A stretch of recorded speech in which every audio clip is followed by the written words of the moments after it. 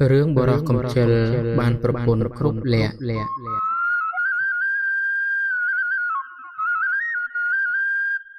មានរឿងព្រេងមួយដំណាលថាមានបរោះកំជិលម្នាក់មានប្រពន្ធគ្រប់លក្ខមានកិរិយាមារយាទល្អចេះគោរពប្រណិប័តប្តីតាំងពីបានគ្នាជាប្តីប្រពន្ធមកបរោះកំជិលចេះតែពីដេកដល់ឃ្លានបាយទើបក្រោកឡើងស៊ីរួចក៏ដេកទៅវិញសូម្បីថ្នាំជក់ក៏ប្រពន្ធមូឲ្យដែរប្រពន្ធជាមនុស្សគោរពប្រណិប័តប្តីមិនមានពាក្យអាក្រក់ទៅលើប្តីសោះលើកបាយទឹកនិងរបស់អ្វីឲ្យប្តីសុទ្ធតែសំពះដល់ទៅយូរទៅ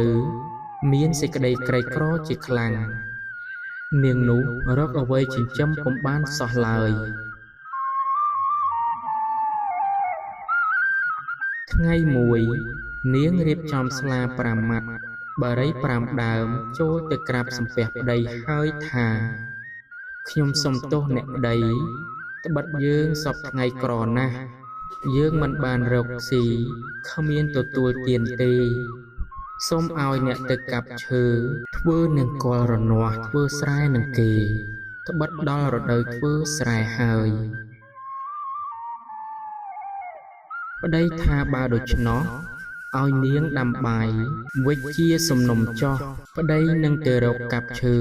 ធ្វើនឹងគល់រនាស់ប្រពន្ធក្រោកពីយប់ដាំបាយវិជ្ជាកញ្ចប់មានទាំងដឹងពូថៅទៅផងបរោះកំជិល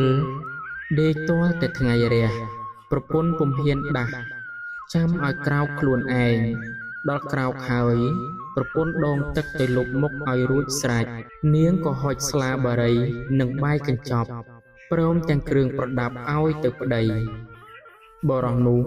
ក៏ចុះពីលើផ្ទះចូលទៅក្នុងព្រៃរកឈើបានឃើញឈើមួយដើមមានមែកសាខាម្លប់ត្រជាក់ក៏ដាក់បាយសំណុំនឹងពូថៅហើយដេកកងអន្ទាក់ខ្លាមើលទៅលើនិយាយតែម្នាក់ឯងថាមែកឈើនេះត្រូវធ្វើជាភ្នៀងនង្គ័លមែកនេះត្រូវធ្វើជាយាមមែកនេះត្រូវធ្វើជាដងមែកនេះត្រូវធ្វើជានឹមមែកនេះត្រូវធ្វើជារនាស់គ្រាន់តែដេកថាប៉ុណ្ណឹងពេលឃ្លានបាយក៏ក្រោកឡើងស្រែកបាយសំណុំស៊ីរួចក៏ដេកថាដូចមុនទៀតថ្ងៃរសៀលត្រឡប់មកផ្ទះវិញប្រពន្ធឃើញក៏រត់ទៅទទួលយកគ្រឿងប្រដាប់នាំប្តីទៅលើផ្ទះយកទឹកមកលាងជើងឲ្យប្តីហើយសួរថាអ្នកទៅបានការដូចម្ដេចខ្លះប្តីថាមិនទាន់បានទេនាងចាំស្អែកសុំទៅទៀតរុក្ខទេវតាដែលអាស្រ័យនៅទីនោះឮបរោះកំជិលថាដូច្នោះក៏ភ័យខ្លាចរកកន្លែងនៅគ្មានក៏គិតគ្នានឹងទៅតាមវាយសម្លាប់បរោះកំជិលនោះឲ្យស្លាប់នៅមាត់ជណ្ដើរផ្ទះកុំឲ្យវាមកកាប់ឈើនេះបានបរោះនោះត្រឡប់មកផ្ទះវិញរុក្ខទេវតាតាមមកដល់មាត់របងឃើញប្រពន្ធទៅទទួលប្តីដល់មាត់ជណ្ដើរយកទឹកមកលាងជើងឲ្យប្តីដោយសិរីសួស្តីប្រពន្ធនោះទេវតាចូលមិនចោះមិនហ៊ានវាយបរោះនោះរួចពីក្តីអន្តរាយក៏ឡើងទៅលើផ្ទះប្រពន្ធសួរនិយាយដូចមុនទៀតថាបានសពគ្រប់អស់ហើយព្រឹកនេះនឹងទៅកាប់ទេវតាភ័យណាស់ក៏ថាបរោះនោះមុខជាកាប់ឈើព្រឹកនេះហើយក៏នាំគ្នាមកនិយាយអង្វរថាសូមកុំកាប់ឈើនោះបរោះថាអញមិនព្រមទេព្រឹកនេះអញទៅកាប់ហើយទេវតាភ័យណាស់ក៏នាំគ្នានិយាយសោកដោយប្រាក់នឹងទីកន្លែងកំណប់មាសប្រាក់ឲ្យបរោះនោះក៏សួរថាឲ្យកំណប់ប៉ុន្មានកន្លែងទេវតាថា2កន្លែងបរោះនោះនិយាយថាមិនព្រមទេបើ4កន្លែងទើបព្រម ហើយឲ្យដាក់ឈើសម្គាល់ផងទេវតាក៏ព្រមធ្វើតាមកុំឲ្យតែកាប់ដើមឈើនោះបរោះថាបើដូច្នោះខ្ញុំលែងកាប់តែថាព្រឹកនេះខ្ញុំទៅគោះកំណប់នោះហើយទេវតាថាទៅចុះខ្ញុំដោតឈើសម្គាល់ទុកឲ្យលុះព្រឹកឡើងប្តីប្រពន្ធក៏នាំគ្នាទៅគោះកំណប់ដែលទេវតាឲ្យក្នុងកំណប់នីមួយទាំងពីរអ្នកប្តីប្រពន្ធត្រូវជញ្ជូន3ថ្ងៃបានសុទ្ធតែមាសនិងប្រាក់ចាក់កោពេញផ្ទះនាងនោះក៏រៀបចំដាក់ហឹបដាក់ឡាំងមិនឲ្យអ្នកណាឃើញហើយក៏ជួលជាងឲ្យធ្វើគ្រឿងប្រដាប់លុះជាចំនួនរឹតតែមានឡើងបានងារជាសេដ្ឋីមានមនុស្សមូលមកកុះកពឹងពាក់រាប់មិនអស់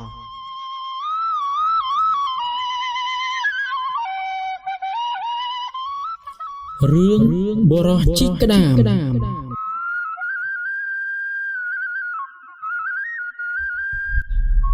មានរឿងនិទានមួយដំណាលថាមានបរោះស្ត្រីប្តីប្រពន្ធមានកូនប្រុសម្នាក់កូននោះអាយុបាន12ឆ្នាំមាតាក៏ស្លាប់ទៅក៏នៅតែនឹងឪពុកពោះម៉ាយឪពុកក៏ធ្វើរបរលក់ដូរតែ2នាក់នឹងកូនលក់មិនដាច់រឹតតែក្រទៅក្រោយមកឪពុកអនិច្ចកម្មទៅទៀតនៅតែកូនប្រុសម្នាក់រស់នៅរក្សាផ្ទះសម្បែងតែម្នាក់ឯងឪពុកស្លាប់ទៅបាន5ថ្ងៃក៏មកពន្យល់សពនឹងកូនថាកូនឯងក្រីក្រលំបាកណាស់យើងជាឪពុកគ្មានអ្វីនឹងឲ្យទេដូច្នេះឲ្យកូនទីជីកក្តាមនៅក្រោមខ្ទមអ្នកតានាទិសឦសានផ្ទះយើង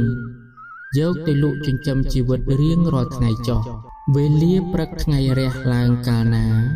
ឲ្យកូនទីជីកយករាល់ថ្ងៃកុំខានលុះព្រឹកភ្លឺច្បាស់កូននោះក៏ភ្ញាក់ឡើងចាំជាក់នៅនិមិត្តសពគ្រប់ហើយក៏ចាប់យកចោបដើរតម្រង់ទៅខ្ទមអ្នកតាជីកទៅឃើញក្តាមមួយប្រកបមែនក៏យកក្តាមនោះទៅលក់ឲ្យអ្នកផ្សារក៏ទិញយកបរិនោះបានប្រាក់ហើយក៏ត្រឡប់មកផ្ទះវិញថ្ងៃក្រោយវេលាព្រឹកបរិទៅជីកក្តាមនៅកន្លែងដដែលនោះបានក្តាមមួយយកទៅលក់ឲ្យអ្នកផ្សារគេក៏ទិញយកទៀតបរិនោះក៏ត្រឡប់មកផ្ទះវិញនៅក្នុងភូមិស្រុកនោះមានមហាសេដ្ឋីម្នាក់មានកូនក្រមុំច្រើនកូនស្រីបងទាំងប៉ុន្មានមហាសេដ្ឋីបានរៀបចំឲ្យមានប្តីទាំងអស់នៅតែកូនស្រីពៅម្នាក់ឈ្មោះនាងពៅប្រកែកមិនព្រមយកប្តីសូម្បីមហាសេដ្ឋីជាឪពុកម្ដាយបង្ខំឲ្យមានប្តីម្ដេចម្ដាក៏មិនព្រមយកដែរនិយាយពីបរោះកំសត់នោះលុះថ្ងៃក្រោយទៅជីកក្តាមនៅទីកន្លែងដដែលបានមួយទៀតហើយកាន់យកទៅលក់នាងពៅកូនក្រមុំមហាសេដ្ឋីបានឃើញក៏ហៅមកសួរថាអ្នកកំឡោះអើយយកក្តាមទៅណាបរោះកំសត់នោះជំរាបថាខ្ញុំយកក្តាមទៅលក់នាងពៅឃើញហើយក៏ទិញក្តាមនោះយកហើយនាងប្រាប់ថាពីថ្ងៃនេះទៅបើអ្នកបានក្តាមកុំលក់ឲ្យអ្នកណាត្រូវយកមកលក់ឲ្យខ្ញុំរៀងរាល់ថ្ងៃកុំខានដែលទៅជាយ៉ាងនេះដោយសារនាងនោះមានចិត្តប្រតិព័ទ្ធទៅលើបរោះកំសត់នោះណាស់តែបរោះកំសត់នោះមិនដឹងខ្លួនទេបរោះនោះបានប្រាក់ហើយក៏ត្រឡប់មកផ្ទះវិញ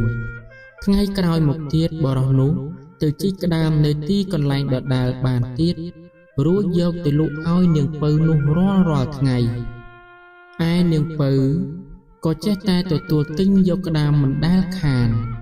ហើយមានចិត្តរឹតតែស្រឡាញ់បរោះនោះខ្លាំងឡើងក៏ធ្វើរពាកិរិយាឲ្យបរោះនោះឃើញបរោះនោះឃើញដឹងជាក់ថានាងនោះស្រឡាញ់ខ្លួនប្រកបតែដោយពិចារណាថាសពថ្ងៃនេះខ្លួនជាអ្នកក្រីក្រលំបាកណាស់ហើយកំព្រាទៀតផងក៏មិនហ៊ាននិយាយថាម្ដេចឡើយនិយាយពីបងស្រីរបស់នាងពៅវិញ បានឃើញនាងពៅជាប្អូនធ្វើរឹកពីកិរិយាស្រឡាញ់បរោះជីក្តាមនោះពុនពេកក៏នាំគ្នាទៅជម្រាបមហាសេដ្ឋីជាមេដាបៃតាលោកពុកអ្នកម៉ែអើយ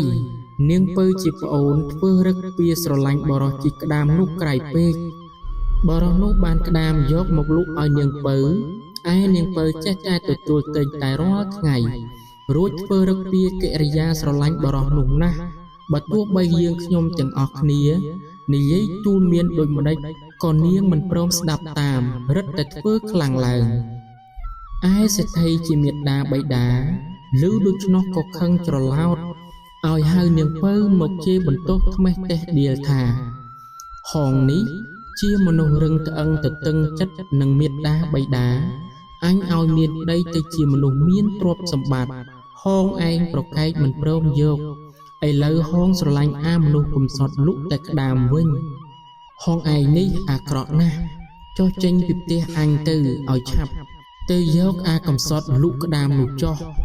ចាប់ពីថ្ងៃនេះទៅហងឯងកុំមកឡើងផ្ទះអញសូម្បីតែក្នុងភូមិក៏ចូលមិនបានដែរអញកាត់កាលហងឯងចោលហើយចំណែកឯម្ដាយនាងពៅកាត់ចិត្តមិនដាច់ពីកូនក៏លោបវិចរបស់ស្រាលៗដែលមានតម្លៃឲ្យនាងពៅជាកូនឯនាងពៅក៏សំពះលាម្ដាយដែលខំលួចយកបង្វិចមកឲ្យនាងនោះក៏ចុះចេញពីផ្ទះសំដៅទៅផ្ទះបរោះជីកក្តាមហើយក៏បានរៀបរាប់តាមដំណើររឿងដែលឪពុកខឹងបណ្ដេញចេញសពគ្រប់ប្រាប់ទៅបរោះនោះបានស្ដាប់ហើយក៏ឆ្លើយតបថាសពថ្ងៃនេះខ្លួនខ្ញុំនេះក្រីក្រលំបាកជាទីបំផុតហើយកំព្រាទីទាល់តែម្នាក់ឯងផងនាងត្រឡប់ទៅផ្ទះនាងវិញចុះខ្ញុំមិនហ៊ានទទួលយកនាងទេខ្ញុំខ្លាចមហាសេដ្ឋីជាបិតារបស់នាងចាប់ទោសយកខ្ញុំទៅសម្លាប់នាងពៅក៏តបវិញថាខ្ញុំមិនទៅវិញទេស៊ូស្លាប់នៅជាមួយនឹងអ្នកហើយបរោះនោះសួរថាបើដូច្នេះយើងនឹងគិតធ្វើដូចម្ដេចនាងពៅក៏ឆ្លើយថាបើអ្នកគិតឃើញយ៉ាងណាខ្ញុំនឹងទទួលធ្វើតាមយ៉ាងនោះទាំងអស់បរោះនោះក៏នាំនាងពៅចេញចោលផ្ទះទៅនៅស្រុកក្រៅហើយធ្វើផ្ទះមួយខ្នងសម្រាប់ស្នាក់នៅលុះដល់ព្រឹកឡើងក៏មកជីកក្តាមនៅទីដដែលយកទៅលក់ដូចថ្ងៃមុនទៀតបានប្រាក់ហើយក៏ទិញវត្ថុផ្សេងផ្ញើប្រពន្ធហើយប្រតិបត្តិយ៉ាងនេះជារៀងរាល់ថ្ងៃហេតុតែជាស្រីគ្រប់លះនាងពៅនោះក៏ប្រណិប័តប្តីមិនឲ្យទាស់ចិត្តវេលាយប់ចូលដំណេកនាងពៅនិយាយនឹងប្តីថាខ្ញុំសូមចិត្តប្តីតាំងពីថ្ងៃនេះទៅសូមអ្នកកុំទៅជីកក្តាមទៀតឡើយព្រោះប្រាក់កាក់យើងមានច្រើនហើយបើយើងចង់ទិញរបស់អ្វីក៏ទិញតាមចិត្តអ្នកចុះឯប្តីមិនព្រមធ្វើតាមលុះព្រឹកឡើងប្តីកាន់ចបទៅជីកក្តាមទៀតប្រពន្ធឃើញដូច្នោះក៏លោកដើរតាមទៅមើលដល់កន្លែងឲ្យឃើញច្បាស់មិនឲ្យប្តីដឹងលុះឃើញច្បាស់ហើយក៏ត្រឡប់មកផ្ទះវិញចំណែកប្តីជីកបានក្តាមហើយក៏យកទៅលក់រួចក៏ទិញម្ហូបចំណីផ្ញើប្រពន្ធថ្ងៃក្រោយប្តីទៅកាប់អុសនៅក្នុងព្រៃឆ្ងាយនាងពៅបានឃើញប្តីទៅរកអុសក៏កាន់ចបទៅជីករំលើងនៅទីកន្លែងដែលប្តីជីកក្តាមនោះអស់រួចត្រឡប់មកផ្ទះដាំបាយធ្វើម្ហូបចំណីទុកឲ្យប្តីបរិភោគថ្ងៃល្ងាចត្រជាក់ប្តីមកពីព្រៃក៏បរិភោគបាយជាមួយគ្នាលុះព្រឹកឡើងប្តីកាន់ចបទៅជីកក្តាមទៀតឃើញទីកន្លែងនោះធ្លុះធ្លារលុះរលើងឆាត់ឆាយអស់ហើយបានឃើញសម្បកក្តាមធំមួយស្ងួតស្អាតដូចជាហាលថ្ងៃយូរហើយអ្នកនោះក៏កាន់សម្បកក្តាមនោះយកមកទុកក្រោមផ្ទះមិនបានប្រាប់ភរិយាឲ្យដឹងទេដល់វេលាយប់ចូលដំណេកនាងពៅកាន់ប្រាក់របូតពីដៃជ្រុះមួយណែនទៅក្រោមផ្ទះធ្លាក់ទៅលើសម្បកក្តាមនោះ នាងមិនហ៊ានប្រាប់ប្តីឲ្យដឹងដោយគិតថាព្រឹកភ្លឺច្បាស់ឡើងសឹមចុះទៅយកប្រាក់នោះមកទុកវិញលុះព្រឹកឡើងនាងចុះពីផ្ទះទៅយកប្រាក់មួយណែនដែលធ្លាក់នោះស្រាប់តែឃើញប្រាក់ណែនពេញស្នូកក្តាមនាងអរណាស់យកមកឲ្យប្តីក៏សួរនាងថានាងបានប្រាក់ពីណាច្រើនម្លេះនាងពៅជម្រាបប្តីថាកាលពីយប់មិញខ្ញុំបានកាន់ប្រាក់ដើម្បីយកទៅទុកខាងក្នុងក៏របូតមួយណែនពីដៃធ្លាក់ទៅក្រោមផ្ទះខ្ញុំពុំបានចុះទៅយកពីព្រោះគិតឃើញថាផ្ទះនៅឆ្ងាយពីគេគ្មាននរណាដឹងឬឃើញ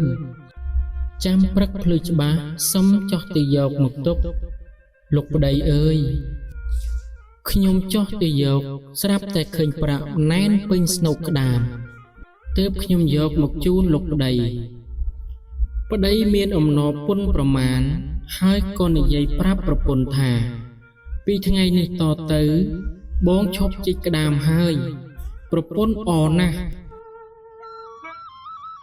រាល់តែវេលាយប់អ្នកទាំងពីរអ្នកប្តីប្រពន្ធនាំគ្នាទម្លាក់ប្រាក់ទៅចំសម្បកក្តាមធំព្រឹកឡើងចុះទៅមើលឃើញប្រាក់ពេញសម្បកក្តាមនោះក៏នាំគ្នាយកទៅទុករៀងរាល់ថ្ងៃបើទម្លាក់ប្រាក់រៀលព្រឹកឡើងឃើញប្រាក់រៀលបើទម្លាក់ប្រាក់ណែនព្រឹកឡើងឃើញប្រាក់ណែនបើទម្លាក់គ្រឿងមាសពេជ្រព្រឹកឡើងឃើញគ្រឿងមាសពេជ្រពេញសម្បកក្តាមអ្នកទាំងពីរប្រព្រឹត្តយ៉ាងនេះចំនួន1ឆ្នាំមានប្រាក់មាសនិងគ្រឿងប្រដាប់ប្រដាប្រើប្រាស់ច្រើនណាស់រាប់មិនអស់ទើបប្រឹក្សាគ្នាថាយើងមានមាសប្រាក់និងគ្រឿងប្រដាប់ច្រើនម្ល៉េះតែយើងបានអ្វីនឹងទុករបស់ទាំងអស់នេះលុះគិតគ្នាហើយក៏បបួលគ្នាយកមាសប្រាក់គ្រឿងពេជ្រទាំងអស់នោះទៅជីកកប់ទុកច្រើនអន្លើក្រោយពីនោះមកអ្នកទាំងពីរអ្នកប្តីប្រពន្ធនាំគ្នាទៅសួរសុខទុក្ខមហាសេដ្ឋីជាមេដាបិតាទៅដល់ហើយបងស្រីទាំងអស់បានឃើញក៏ជេរថាមីចៅចង្រៃឯងនាំប្តីកំសត់លូកតែក្តាមមករកអ្វីហងឯងបានឮទេលោកឪពុកបណ្ដេញកាត់កាលចោលហើយសូម្បីតែក្នុងភូមិក៏លោកហាមមិនឲ្យចូលដែរ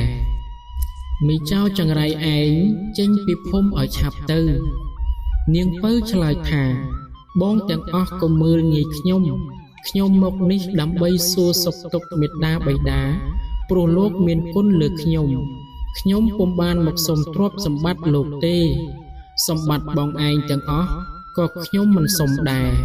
ខ្ញុំមើលទៅទ្រព្យសម្បត្តិបងទាំងអស់មានប៉ុណ្ណេះខ្ញុំមិនកោតមិនព្រឺឡើយសូម្បីតែរោមជើងខ្ញុំក៏វាមិនព្រឺដែរពួកបងទាំងអស់នោះខឹងណាស់ក៏ជេរប្រតិចថាហងឯងនេះអួតណាស់អញមិនជឿទេនាងពៅថាបើមិនជឿភ្នាល់គ្នាចុះពួកបងទាំងអស់នោះថាភ្នាល់គ្នាដូចម្ដេចនាងពៅថាខ្ញុំឲ្យបងទាំងអស់គ្នារាប់ប្រាក់ខ្ញុំឲ្យអស់ក្នុងមួយថ្ងៃបើរាប់អស់ខ្ញុំនឹងបែងចែកឲ្យអ្នកទាំងអស់គ្នាបើរាប់មិនអស់ខ្ញុំមិនឲ្យទេតែខ្ញុំយល់ថាកុំថាឡាយរាប់មួយថ្ងៃទោះជារាប់3ថ្ងៃក៏មិនអស់ដែរបងទាំងអស់នោះឆ្លើយថាអញព្រមទៅរាប់តែហងគុំកុហកបើហងកុហកអញនឹងវាយហងឲ្យស្លាប់នាងពៅប្រាប់ថាតាមចិត្តលុះព្រឹកស្អែកឡើងពួកបងក៏នាំគ្នាទៅផ្ទះនាងពៅដើម្បីរាប់ប្រាក់រាប់ចាប់តាំងពីព្រឹកទល់ល្ងាចក៏មិនអស់ក៏នាំគ្នាត្រឡប់មកផ្ទះវិញជម្រាបមហាសេដ្ឋីជាបិតាមេត្តាថានាងពៅជាប្អូនវាអួតថាខ្លួនវាមានមាសប្រាក់ច្រើនខ្ញុំទាំងអស់គ្នាមិនជឿហើយវាថាបើមិនជឿឲ្យទៅមើលឯផ្ទះវាចុះខ្ញុំទាំងអស់គ្នាក៏ទៅមើលឃើញក៏មានមាសប្រាក់ច្រើនមែនក៏ភ្នាល់គ្នានឹងវាថា បើខ្ញុំទាំងអស់គ្នារត់ប្រាក់វាអស់ក្នុងរយៈពេលមួយថ្ងៃវានឹងឲ្យខ្ញុំចែកចំណែកគ្នាចុះបើរាប់មិនអស់វាមិនឲ្យទេទោះខ្ញុំទាំងអស់គ្នាចាប់រាប់តាំងពីព្រឹកទល់ល្ងាចក៏រាប់មិនអស់ប្រាក់វាដែរបានជាខ្ញុំត្រឡប់មកជំរាបមេដាបៃតាឲ្យជ្រាបពេលនោះ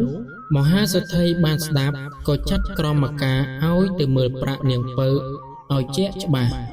នាងពៅក៏នាំទៅមើលគ្រប់កន្លែងក្រុមការទាំងនោះ